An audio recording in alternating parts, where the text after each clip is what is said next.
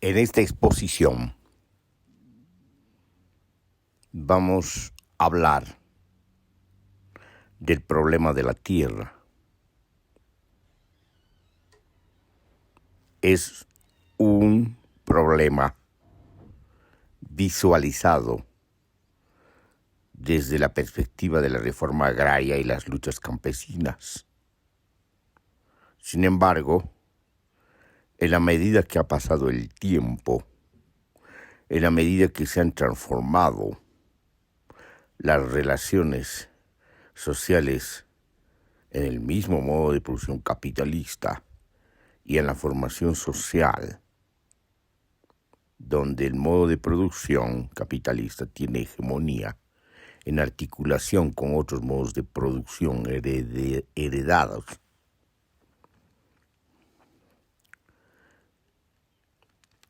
En la medida entonces que se ha ido transformando la estructura de relaciones sociales o la estructura social, inclusive la estructura social agraria,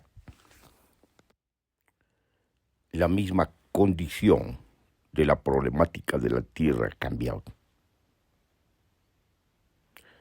Pero también han cambiado las formas de interpretación, las perspectivas de interpretación, los ángulos desde donde se visualiza la problemática. En ese sentido, el tema de la problemática de la territorialidad, sobre todo teniendo en cuenta el espesor de los territorios indígenas, ha transformado la comprensión incluso del problema de la tierra. Para decirlo en términos sencillos, el problema de la tierra es una concepción, o responde a una concepción más bien plana. En cambio, el territorio indígena responde a una concepción más bien de volumen, de espesor. Y eso implica una transformación cualitativa de la interpretación de la problemática, pero también de la interpretación misma, es decir, del análisis de la problemática. Si tenemos en cuenta que el problema de la tierra forma parte, en realidad, de las territorialidades, de los espesores territoriales, entonces la misma problemática de la tierra es nuevamente decodificada y nuevamente interpretada y adquiere otras connotaciones.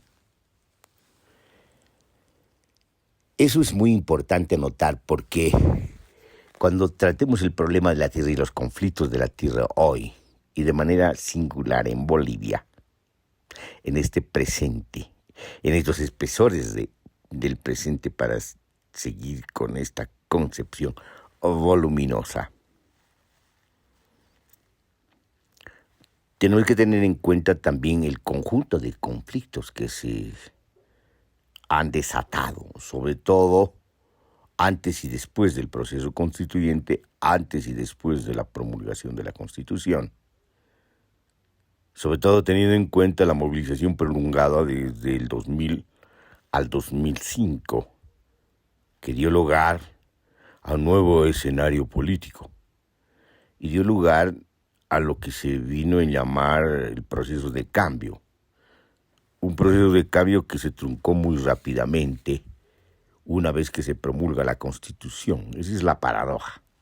De esto hemos hablado ya en otros ensayos y en otras exposiciones. No vamos a volver a tocar.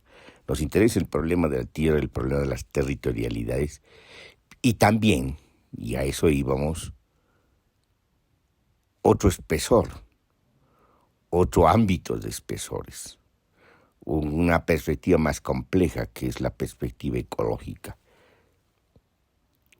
Pensando la ecología como ecología compleja, es decir, como ciencia del oikos, es decir, ciencia del planeta, ciencia de la vida. Ciencia que piensa el planeta como una complejidad integrada, como una articulación integrada de los distintos planos y espesores de intensidad que hacen a los ciclos vitales planetarios. Entonces estamos, además de la problemática de la territorialidad, en una problemática ecológica, en la crisis ecológica. Es decir, una crisis ecológica que se anuncia como apocalipsis planetario, para hablar en términos metafóricos, figurativos y literarios conocidos. Se dice también que hemos ya entrado al exterminio,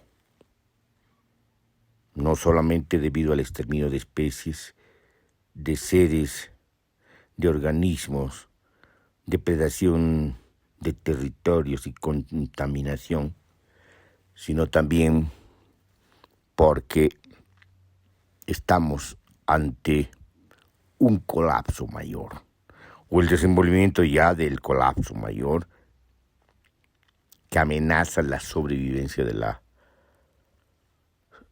humanidad. Amenaza la sobrevivencia de la humanidad y de otros seres orgánicos, de otras sociedades orgánicas. Amenaza la vida en el planeta. Entonces tenemos tres ámbitos, pero tres ámbitos que suponen su copertenencia. El tema de la tierra pertenece a una problemática mayor que es el de la territorialidad, y el tema de la territorialidad pertenece a una problemática mayor que es la problemática y la temática ecológica.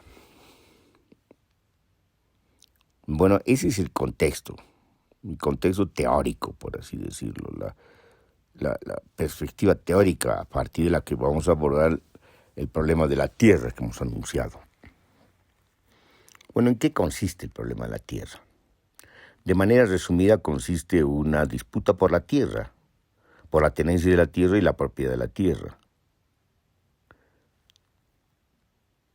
Pero además consiste en términos más específicos, sobre todo en los últimos tiempos, fines del siglo XX y comienzos del siglo XXI, en el desborde de un fenómeno respecto a la apropiación de la tierra, que es el avasallamiento. Es decir, la proliferación de avasallamientos. Ahora, ¿cómo podemos tipificar estos avasallamientos? Dependiendo de los actores involucrados. Los actores avasallantes, los actores afectados. Y obviamente, nuevamente el territorio, es decir, también los ecosistemas afectados.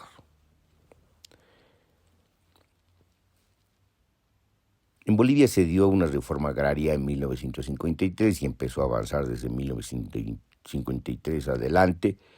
La titulación fue largamente diferida y burocráticamente. Se llegó a una reforma agraria en efecto fáctica en la región andina y en la región, por lo tanto, también de los valles. Otro decurso tomó la reforma agraria en el oriente boliviano, en la Amazonía, en el Chaco. La zona más poblada fue y era en ese entonces la zona andina. Los sindicatos campesinos, las organizaciones campesinas, las organizaciones indígenas tomaron tierras en la región andina. Se hizo una reforma agraria de facto que después fue, por así decirlo, ratificada por la ley de reforma agraria. Pero la reforma agraria no adquirió un perfil propio, sino mucho después, y quizás nunca adquirió un perfil propio por la pugna interna de las fuerzas que manifestaban tendencias distintas y contradictorias para darle un perfil a la reforma agraria. Un sector importantísimo es obviamente el sector campesino, que quería la reforma agraria en el sentido de la propiedad familiar campesina de la tierra. Es muy excepcional la demanda de aylus que demandan la propiedad comunitaria de la tierra. Y por otra parte, obviamente, están los terratenientes que van a pedir indemnización, pero en el oriente boliviano, en la Amazonía y en el Chaco, se tienen extensiones grandes. En ese entonces se decía no ocupadas, es decir, había y mucha tierra, sobraba la tierra, y por lo tanto la reforma agraria adquiere otro perfil. Es decir, allí, digamos, el perfil tiene que ver con la titulación de las haciendas, más con el reparto de tierras a campesinos.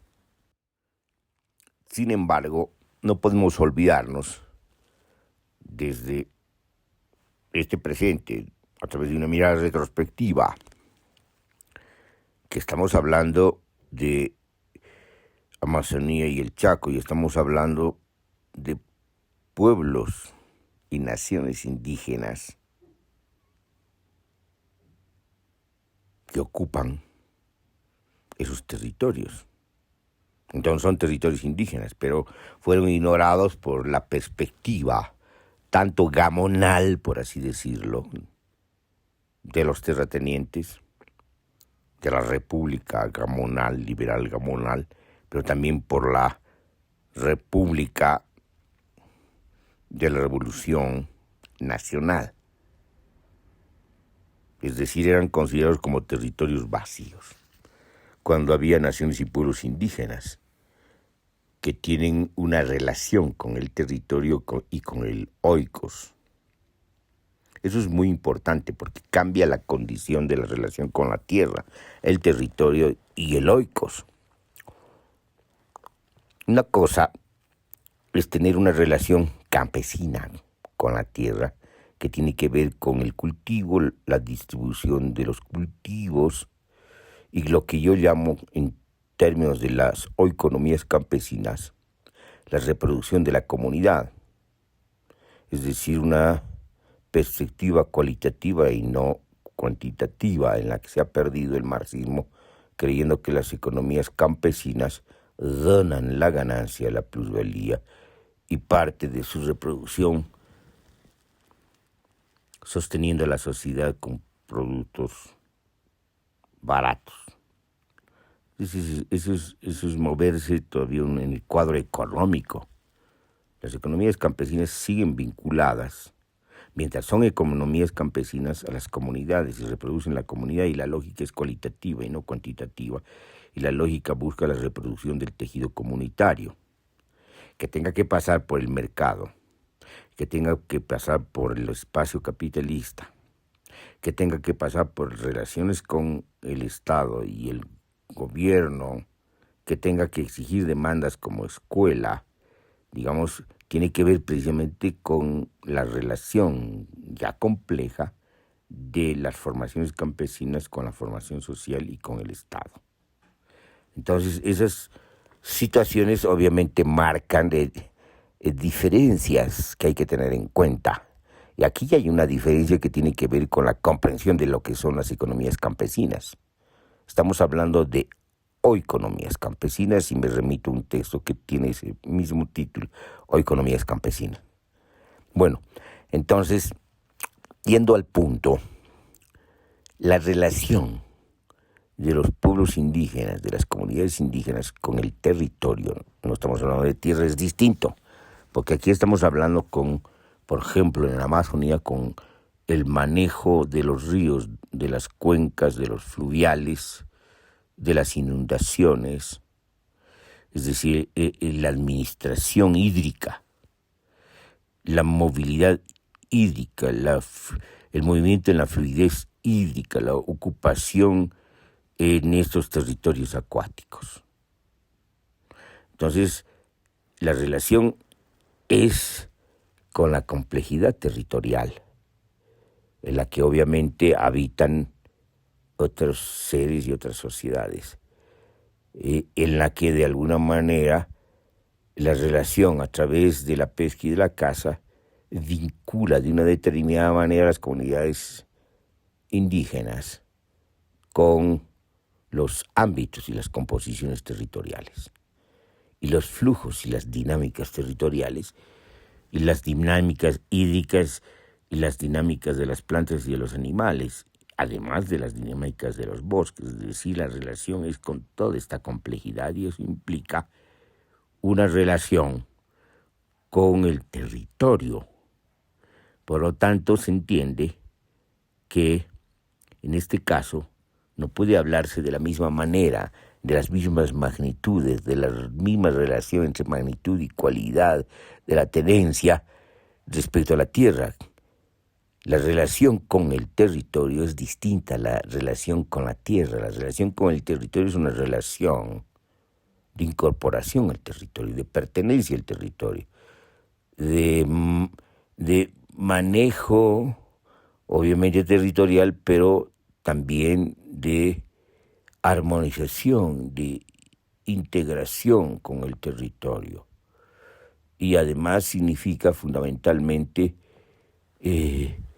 una intervención distinta con el territorio y con las composiciones territoriales.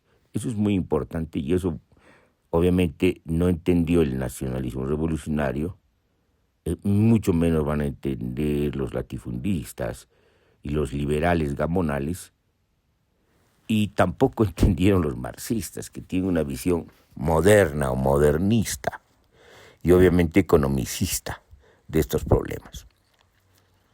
Pero para nosotros es importante para entender el conflicto de la tierra ahora,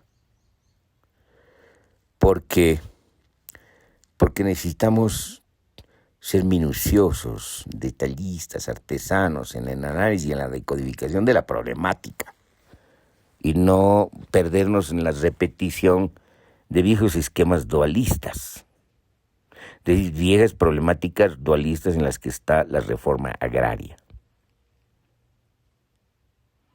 Entonces aquí hay una problemática de la tierra, pero también hay una problemática del territorio, y hay una problemática mayor y contextual, que es la problemática ecológica, que es la problemática de la vida. En ese sentido, podemos abordar de manera más sistemática el problema de la tierra hoy en Bolivia. ¿En qué consiste? De manera descriptiva, consiste en un conflicto entre empresarios propietarios de la tierra, sobre todo en Santa Cruz, estamos hablando del oriente boliviano, y en este caso, en el caso de la Chiquitanía, en un caso más específico, microrregional,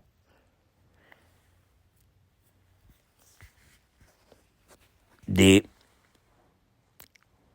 los propietarios de la tierra en el Chaco, pero estamos hablando de un Chaco donde vive la nación y el pueblo guaraní. Entonces estamos hablando de naciones y pueblos que tienen una vinculación con la territorialidad, que la han ido perdiendo en la medida que los han ido arrinconando, en la medida que las oleadas de colonización, sobre todo en la República, los han ido avasallando, arrinconando, expropiando, cometiendo etnocidio y genocidio. Entonces estamos hablando de pueblos que han resistido a lo largo de las colonizaciones, y también a lo largo de los periodos republicanos.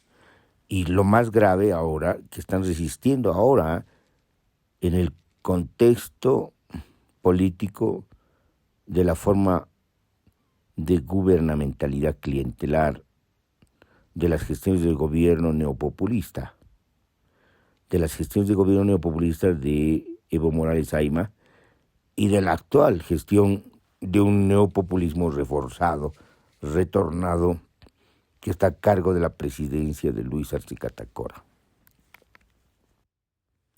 Entonces se reanuda la problemática de la tierra, se actualiza, y al actualizarse obviamente cambia, se modifica. Hay que tener en cuenta que los más antiguos habitantes de la Amazonía del Chaco, sin contar las sociedades orgánicas, que son las más antiguas obviamente, sino hablando de las sociedades humanas, son las naciones y pueblos amazónicos y chaqueños. Y en ese contexto, o en ese entendimiento, en ese estrato de los contextos, en esa sedimentación geológica, para decirlo metafóricamente, de los contextos, hay que volver a decodificar e interpretar el problema de la tierra hoy. ¿A dónde apuntamos? Los más afectados son los pueblos indígenas, los pueblos nativos,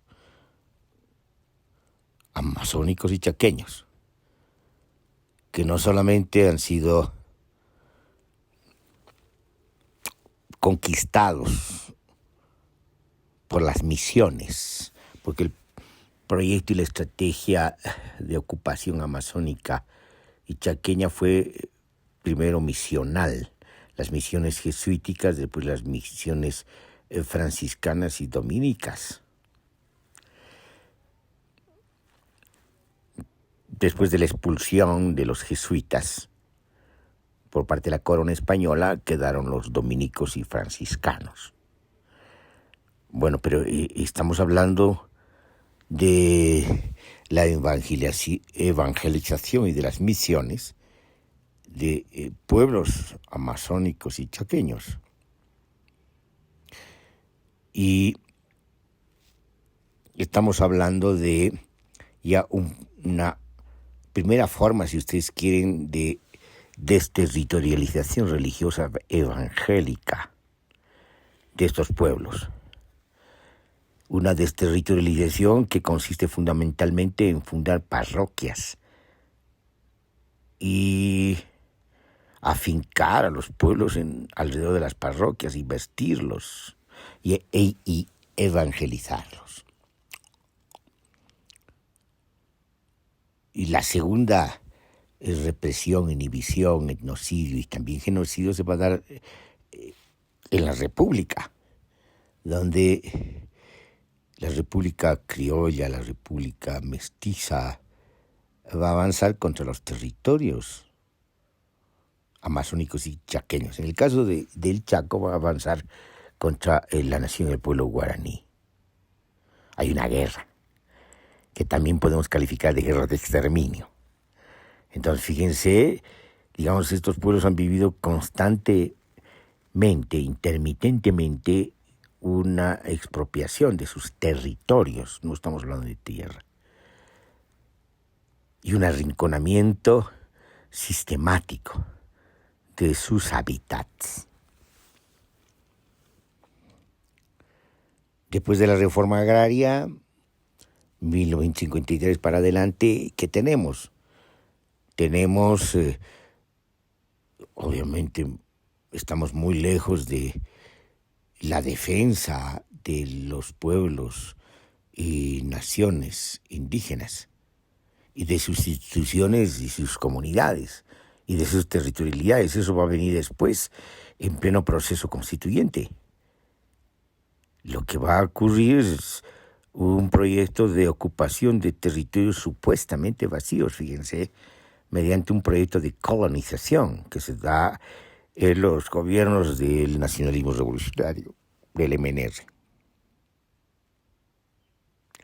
Entonces, aquí vienen a sufrir nuevamente las naciones y pueblos. Es decir, se desconoce sus territorialidades, se avasalla sus territorialidades, se los expropia, se los despoja, se los desposee y se asientan comunidades de la misma manera que antes se asentaron las haciendas. Cuando se fundó la República, los misioneros escaparon, huyeron, se arrinconaron o se ocultaron, y las haciendas se empezaron a extender pues en estas regiones. Y después va a haber un avance de las haciendas hacia el Beni, hacia lo que se conoce como el departamento del Beni, o lo que parte del Beni es Moxos. Entonces son las haciendas criollas las que van a avanzar contra los territorios indígenas. Y después, en plena revolución nacional, son los colonizadores del occidente que van a invadir territorios indígenas del oriente boliviano. Entonces, fíjense lo que tenemos. Tenemos una población que sistemáticamente a lo largo de la historia ha sido expropiada, expoliada, desposeída y despojada de sus territorialidades. Y ahora, después de la promulgación de la Constitución, vuelve a ser otra vez la víctima, o vuelven a ser las víctimas las naciones y pueblos indígenas de la Amazonía y el Chaco, porque en vez de cumplir con la Constitución, el gobierno neopopulista, clientelar y corrupto de Evo Morales Ayma lo que hace es precisamente una reiterada y escabrosa mercadeo de tierras, o escabroso mercadeo de tierras. Es decir, prefiere optar por una alianza con la burguesía agroindustrial y los latifundistas y los ganaderos y madereros en contra de las naciones y pueblos indígenas, en contra de las territorialidades indígenas.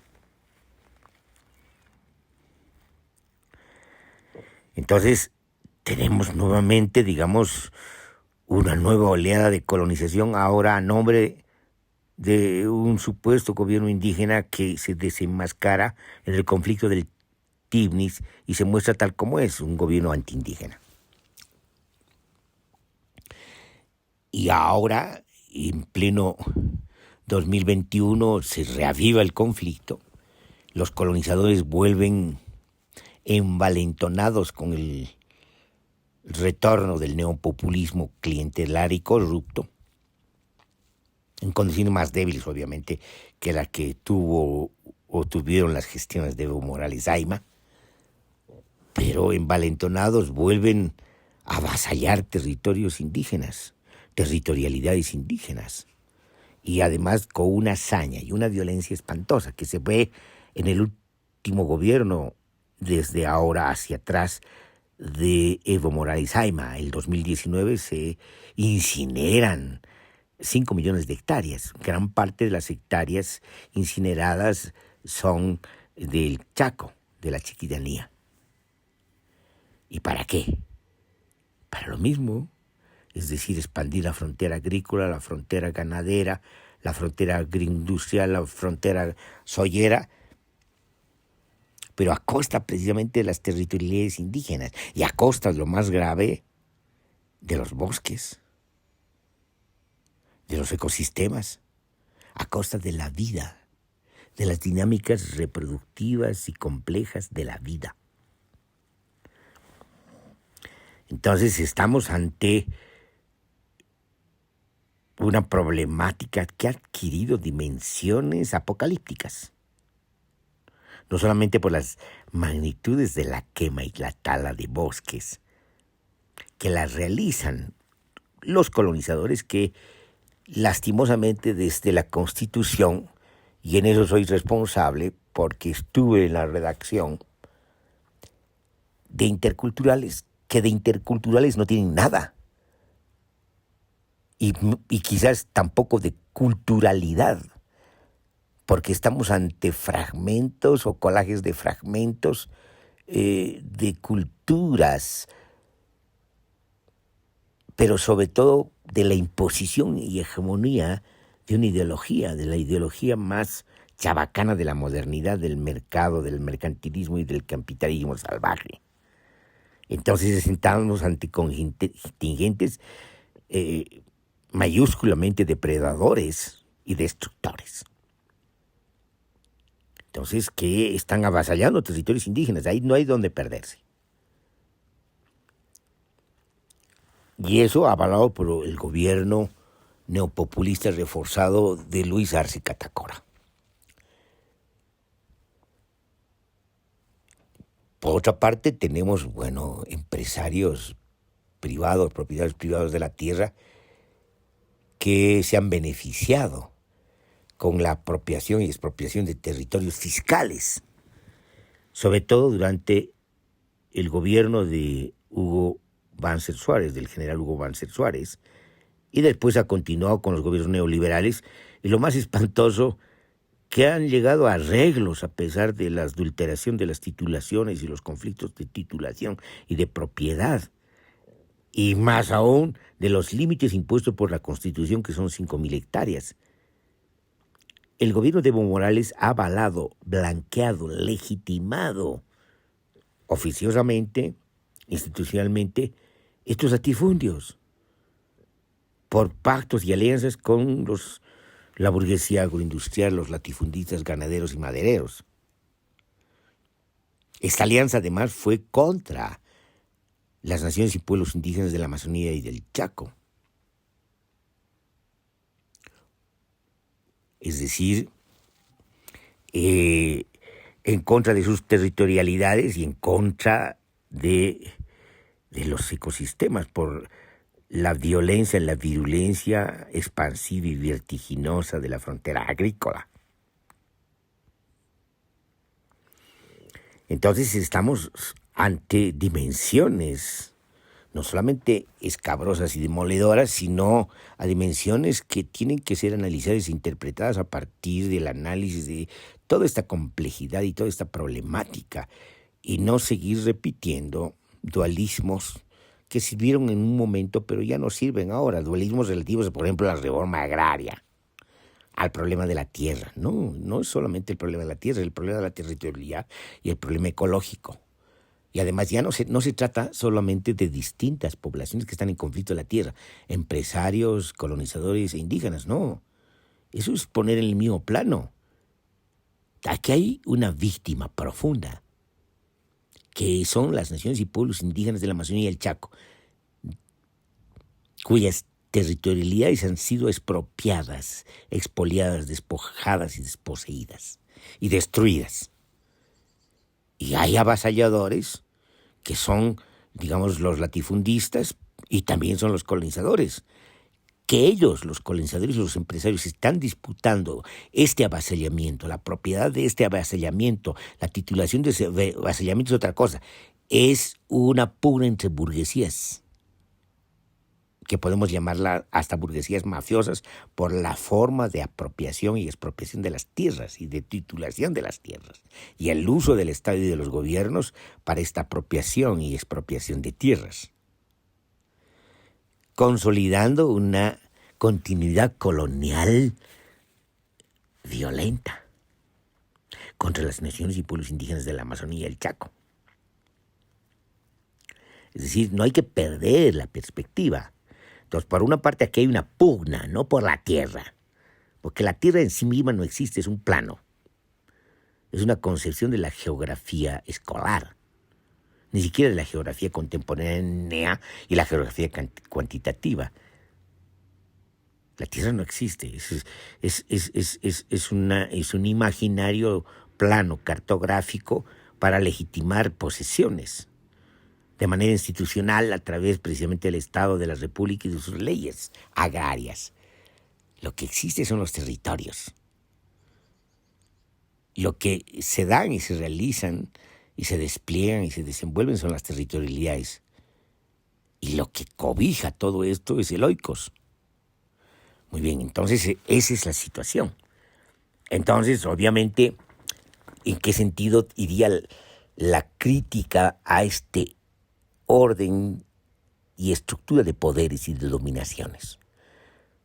Una crítica de la colonialidad persistente, reiterada, expansiva y intensiva desbocada en la singularidad de la actualidad.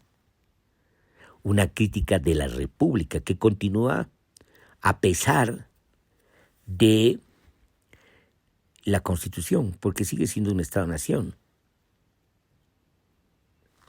Inclusive si hubiese sido un Estado plurinacional, comunitario y autonómico, como dije, si la Constitución no deja de ser república. Pero es una crítica a la República, al Estado-nación, a toda esta malla institucional que son los dispositivos de la continuidad, de la realización de la colonialidad. Pero no solamente ya de una especie de destrucción etnocidas y genocida, sino de destrucción de la vida, de las condiciones de posibilidad de la vida, de los ciclos vitales, de los ecosistemas. Entonces estamos ante una situación muy grave, cuyas magnitudes se las pueden contar. En Santa Cruz ya se trata de 2 millones de hectáreas en disputa, ya no solamente de 6 millones de hectáreas fiscales en disputa, porque parte de estas hectáreas, según se dice, lo dice la Fundación Tierra, no tienen valor económico. Entonces, de esas 2 millones de hectáreas se disputan empresarios, la burguesía agroindustrial y latifundistas ganaderos y madereros, y colonizadores, pero ambos son avasalladores. Ambos son burguesías de la acumulación originaria de capital por despojamiento y disposición de la tierra. Para avanzar en la acumulación ampliada de capital, quizás la única que ha avanzado en la acumulación ampliada de capital es la burguesía agraria, la agroindustrial. Pero todo esto en contra de las naciones y pueblos indígenas y en contra de las territorialidades indígenas y en contra de los ecosistemas y en contra de la vida. Esa es la situación. No son 3 estatus que están disputando en el mismo plano, no es el análisis que tenemos que hacer. La crítica es entonces ante la continuidad de la colonialidad y de las dominaciones polimorfas, ante un gobierno reforzado neopopulista impostor que está al servicio de las transnacionales extractivistas y al final de cuentas del conglomerado de burguesías, la burguesía agroindustrial, que forma parte de las burguesías nacionales, la burguesía rentista, que son la casta gobernante, la burguesía de colonizadores, la burguesía de la coca excedentaria que está dedicada a la industrialización de la cocaína. Es decir, ese es el tema. Es decir, estamos ante precisamente la consolidación, pero al mismo tiempo la diseminación de la malla institucional de estas formas de dominación persistentes que han adquirido connotaciones alarmantes por la capacidad destructiva que tienen respecto a la naturaleza, para decirlo en términos de ese lenguaje moderno, y respecto a lo que se tiene como memoria cultural, como memoria de las naciones y pueblos indígenas. Ese es el tema. Y por lo tanto aquí lo que hay que hacer es precisamente poner las cosas en su sitio, y eso significa cumplir con la Constitución. Y aplicar lo que dice la Constitución, que hay pueblos y naciones preexistentes antes de la colonia y por lo tanto son el referente más importante de reconocimiento de derechos colectivos.